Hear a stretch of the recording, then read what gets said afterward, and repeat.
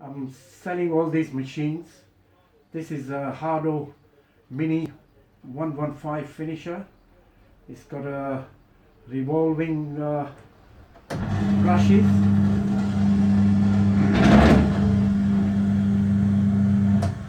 It's got twin band, a blaster and a double trimmer. The next one is a bench scouring machine, which is made by BU in Leicester, and I'm gonna put this heat lamp in as well. And the next one after that is the foot press,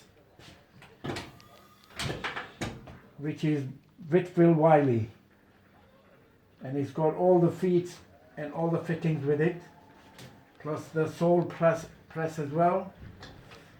And the next one after that is a workbench, which has got an electric rough rounder on it, and that's about it.